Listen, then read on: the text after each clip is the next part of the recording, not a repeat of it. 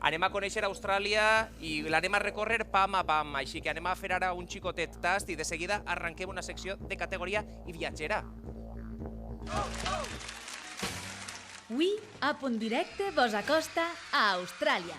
Sabíeu que ja podem tastar una pizza de cangur i emu? O que l'arxipèlag compta amb el que es considera l'únic dinosaure viu? I esteu segurs que sabeu quina és la capital d'Austràlia? Es necessiten 48 hores de vol, però val la pena cada minut. A Punt Directe es converteix en la millor guia per a viatjar a les antípodes. Solo Sandra. I ens anem ara ni més ni menys a conèixer una de les activitats que es van a fer a la Fira de Juliol. Sandra Calabuig, conta'ns, quina és aquesta activitat que es farà ací a València? Estem ja preparats per a cantar i ballar amb el grup Popcorns, este concert musical que interpreta la companyia La Fam. Ací als jardins del Palau de la Música estan ultimant tot ja, perquè en breu a les 8 començarà aquest espectacle per a tota la família dins de la programació de la Gran Fira de Juliol.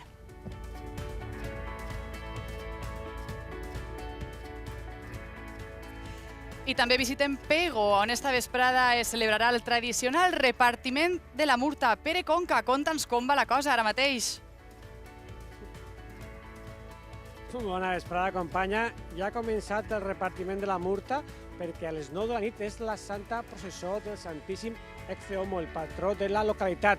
En un moment parlem amb la gent que està repartint i ens contaran la història d'aquest repartiment de la murta, així, a Pego.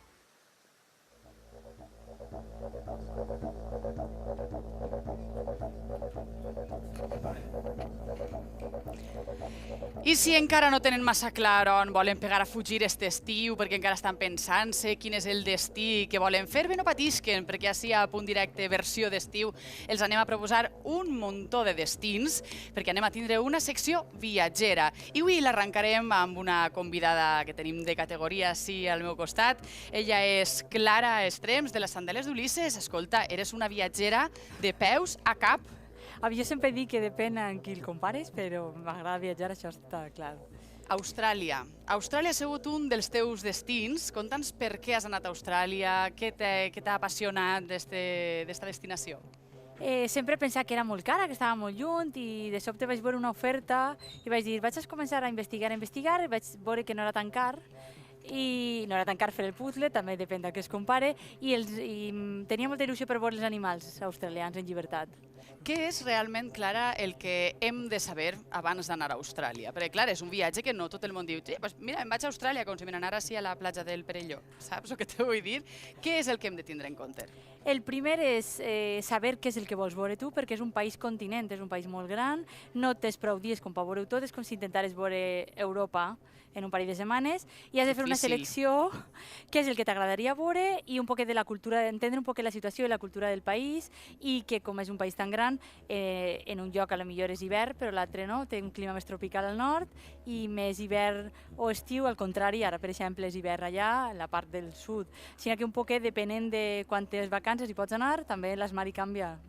Quines curiositats, Clara, podries destacar d'Austràlia? Algo que realment t'hagi cridat l'atenció?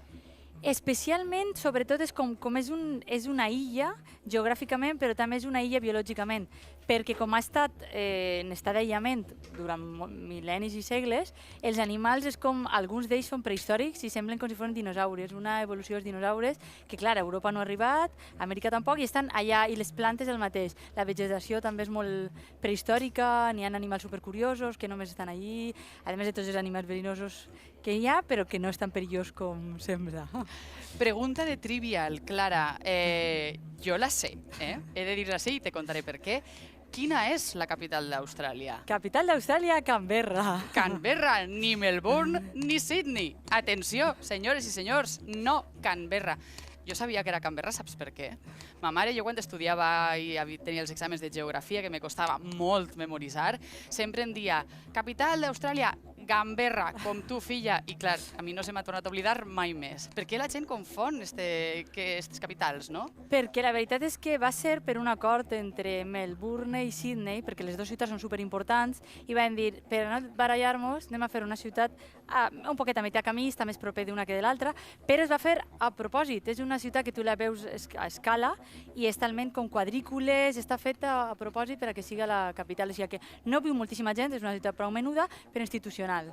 Ja a Austràlia, lògicament, quan parlem d'Austràlia ens ve una imatge al cap, entre altres, que són els cangurs.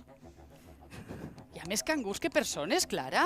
Calculen que uns 40 milions de cangurs, t'ho imagina't, com tota la població d'Espanya, són els cangurs que hi ha a Austràlia. Però vull dir, és que clar, és com si eixiren conills per tots els costats, no? Però una miqueta més grans. De fet, jo tinc com un trauma perquè jo tenia molta il·lusió per veure cangurs, i el primer que vaig veure atropellat. I va ser com traumàtic, el conductor es ria perquè hi ha un autobús, uah, és el primer que has vist. I ja, però ell no imagina que per a mi va ser molt traumàtic. Però com n'hi ha tants, n'hi ha que anar molt de compte quan conduïixes perquè creuen les carreteres, ja que és prou comú veure-los atropellats. Sí. I en quant a menjar, clar, quan ens anem de viatge, el que volem fer també és menjar i provar coses. Què destacaries tu d'Austràlia? Com és una fusió de moltes cultures, realment menjar autòcton té la carn de cocodril, la carn de cangur i la de mu. I després també és molt típic l'hamburguesa amb remolatxa. Però sobretot les carns és el més curiós. Carns de cangur en totes les versions, si vols a la planxa, o si vols una hamburguesa, o si vols en pizza, totes les versions que vulguis. I quina seria tal vegada eixe aliment o eixa forma de cuinar o de tastar el cangur que tu hagis provat que has dit pues és curiós, però tampoc és que m'agrada massa. Per exemple, en l'hamburguesa no vaig notar tant el sabor. Té un sabor un poc més fort, però va ser com una hamburguesa normal. En pizza sí que és de veres que ho vaig notar perquè a més era... Perquè vaig dir, vaig a tastar-ho, les dues coses, per supost. I la pizza, com era de mu i de cangur, jo intentava desxifrar quin trosset de carn era de què. Era de què? I sí, molt curiosa, potser inclús la de mu més curiosa, no sé, era una mescla interessant. Austràlia és un país, com tu bé has dit, és enorme, és molt, molt gran. Clar, quines són les visites que són realment obligades? Que dius, vas a Austràlia, has de veure això, sí o sí. A veure, diríem, depèn del que t'agrada, però jo, per exemple, que vaig estar 3 setmanes, per a mi era imprescindible, per supost, diu 2 ciutats, si tens que triar 2 ciutats, Melbourne i Sydney, l'Uluru, al cor del país. L'Uluru és que és més conegut, sobretot en els llibres d'anglès d'escola, com l'Ayers Rock, perquè el que el va descobrir del cognom era Ayers i li va ficar. Però és una grandíssima pedra que és sagrada per als aborígens. Sagrada? És una roca que és un temple, realment. Entonces ells consideren que és l'origen de l'univers i encara viuen aborígens ahí i ara ja s'encarreguen ells del parc natural. És un parc nacional i només històricament i d'energia és un lloc molt especial, a més de tindre un cel meravellós. Sí. La Via Làctea per la nit es veu que no n'hi ha quasi contaminació lumínica i és impressionant. Jo és el cel més impressionant que he vist mai. I quins altres llocs destacaries, no? A banda d'aquestes vistes, de les ciutats més importants? Per exemple, molta gent no va, ho ha observat no va, però com jo volia veure animals en llibertat, la Kangaroo Island, que està com molt proper d'Adelaida, i és una illa sencera que té com el tamany de Palma de Mallorca i 3/4 de la illa és parc natural.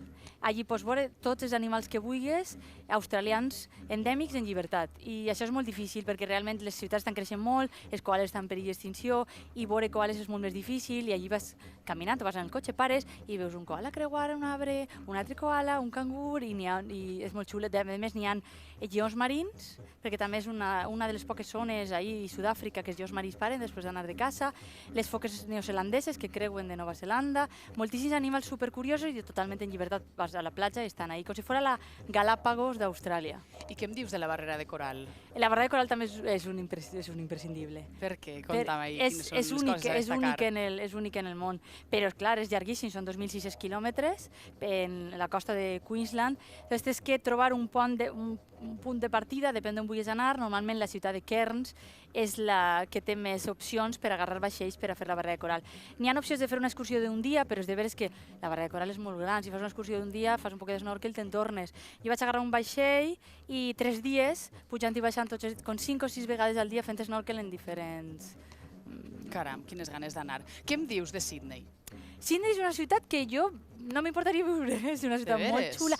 Sembla un poquet a València, perquè és una ciutat molt costera, la gent és molt alegre, molt oberta, molt amable, la gent t'ensenya, el saluda, t'ajuden, molt d'after work després de treballar, és una ciutat molt oberta i la gent també és de molta vida a la mar. Nosaltres i molta vida a la platja, té les platges surfistes més importants i més famoses d'Austràlia i del món, i n'hi ha un parell de platges, sobretot, per exemple, la Bondi Beach és molt famosa, van molts surfistes de tot el món. Però també té animals curiosos i perillosos alhora. Al mateix temps, no? En estiu fiquen una xarxa per a que el tauró blanc no passe i no es puga... Hi ha que evitar riscos. Sí, diguem, no menjar, però sí atacar algun surfista, que no seria el primer Evitar cop. riscos a tota Sí. costa.